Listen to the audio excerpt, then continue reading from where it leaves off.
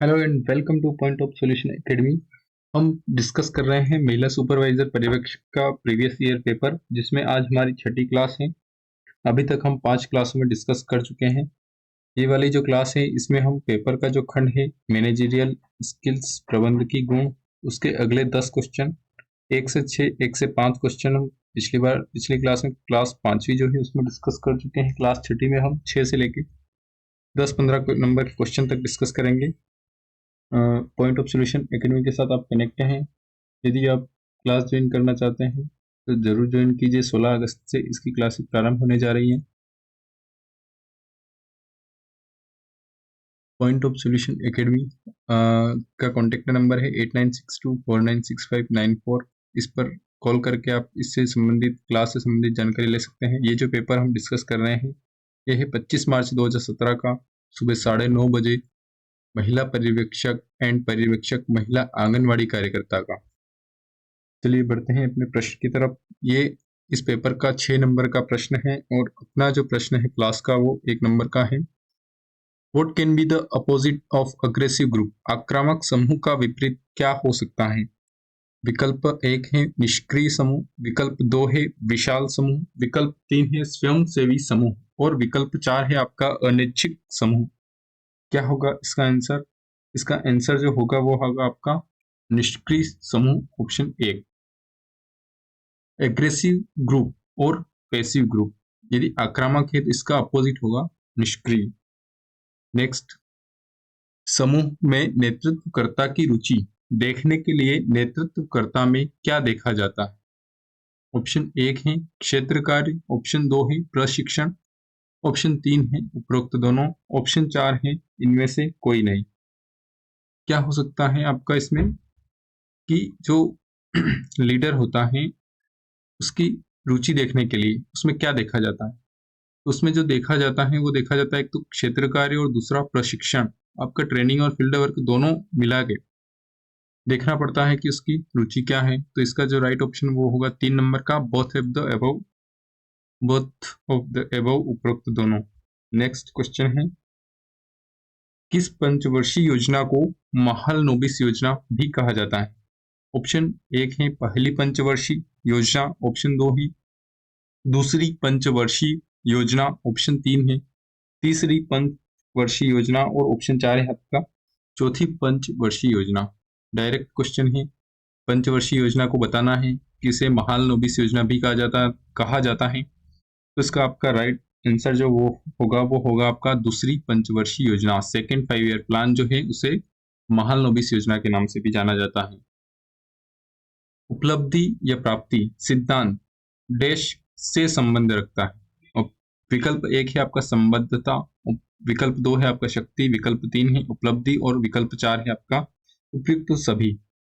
तो इसका जो आंसर वो होगा ऑप्शन नंबर 4, उपयुक्त सभी। यानी अचीवमेंट की जो थ्योरी है वो संबद्धता यानी एफिलिएशन, पावर, अचीवमेंट से संबंध रखता है। तो ऑप्शन 4 आपका राइट होगा। नेक्स्ट है, कौन सी पंचवर्षीय योजना हेराल्ड डोमर पर आधारित है? किस मॉडल पर आधारित है वो बताना है। विकल्प 1 है आपका पहली पंचवर्षीय योजना, विकल्प 2 है आपका तीसरी पंचवर्षीय योजना, विकल्प 3 है आपका पांचवी पंचवर्षीय योजना और विकल्प 4 है सातवीं पंचवर्षीय योजना।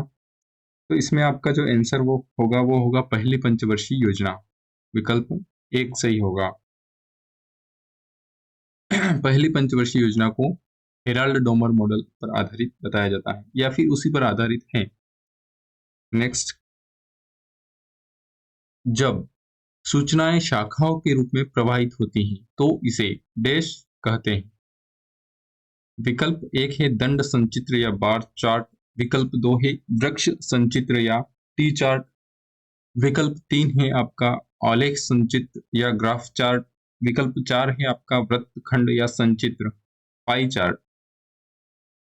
तो जो सूचनाएं होती है वो अगर शाखाओं के रूप में प्रवाहित होती है तो उसे ऑब्वियसली शाखाओं से आप कनेक्ट कर सकते हैं ट्री से। तो इसका जो राइट आंसर होगा वो होगा ट्री चार्ट। यहाँ हमने आपको ट्री चार्ट भी दिखाया है, इस तरह से होता है ट्री चार्ट। नेक्स्ट, अप्रक्षेपित अध्यापन सहायकों में शामिल है। विकल्प 1 है चौक बोर्ड, विकल्प 2 है चित्र, विकल्प 3 है आपका फ्लैश कार्ड और विकल्प 4 है आपका उपयुक्त सभी। तो जो अप्रक्षेपित अध्यापन है इसके सहायक ये तीनों होते हैं, चौक बोर्ड, चित्र और फ्लैश कार्ड। तो आपका राइट आंसर जो होगा वो 4 नंबर का होगा। नेक्स्ट है नेतृत्व में डैश के बीच आमने सामने का संपर्क होता है। नेतृत्वकर्ता एवं अनुयायियों, विकल्प 2 है सरकार एवं नेतृत्वकर्ता, विकल्प 3 है आपका ग्रामीणों एवं वैज्ञानिकों, विकल्प 4 है आपका विस्तार कर्मियों एवं वैज्ञानिकों। क्या होगा इसका राइट आंसर? इसका राइट आंसर जो होगा वो होगा लीडर एंड फॉलोअर्स। तो नेतृत्व में देश के बीच आमने सामने का, तो नेतृत्व में नेतृत्व करता हो उस वो जो लीडर है उसके जो फॉलोअर है उन्हीं का होगा संपर्क, है ना। सरकार और नेतृत्वकर्ताओं का तो नहीं होगा, ग्रामीण और वैज्ञानिकों का तो सोच ही नहीं सकते हैं। ठीक है, नेक्स्ट, ग्रामीणों में देश का विरोध करने की प्रवृत्ति होती है। नेतृत्वकर्ताओं या नेताओं, गवर्नमेंट, सरकार, परिवर्तन या फिर रवैया।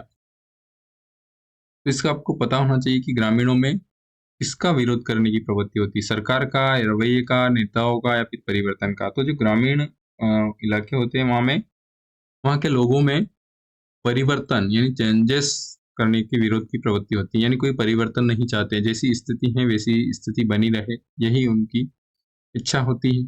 तो ऑब्वियसली अगर कोई परिवर्तन होगा तो ये विरोध करेंगे, तो इसलिए ग्रामीणों में परिवर्तन का विरोध करने की प्रवृत्ति होती है। नेक्स्ट है भारत में योजना अवकाश की अवधि है। The period of plan holiday in India was. और विकल्प 1 है 1966 से 1969, विकल्प 2 है 1996 से 1999, विकल्प 3 है 1960 से 1990, विकल्प 4 है आपका उपयुक्त में से कोई नहीं। तो इसका जो सही आंसर होगा फैक्ट है 1966 से 1969। ये भारत में योजना अवकाश की अवधि कहलाती है। इस बीच शायद पंचवर्षीय योजनाएं नहीं आई थी, इसीलिए ये योजना अवकाश का अवधि बताई गई है। ये था आपका 15 नंबर के क्वेश्चन तक का डिस्कस प्रबंध की गुण में। यदि आप पीडीएफ चाहते हैं तो आपको टेलीग्राम चैनल ज्वाइन करना होगा, पॉइंट ऑफ सॉल्यूशन। गूगल पर सर्च करते हैं तो आपको point of solution academy Mandsaur search करना होगा।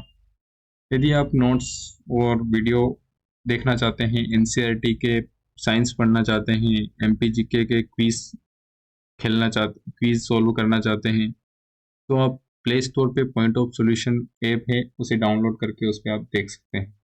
यदि आप फेसबुक चलाते हैं, फेसबुक यूजर हैं, तो पॉइंट ऑफ सॉल्यूशन एमडीएस से फेसबुक पर पेज बना हुआ है, उसे जरूर लाइक कीजिए, वहां पर भी आपको अच्छे अच्छे अपडेट मिलते रहेंगे।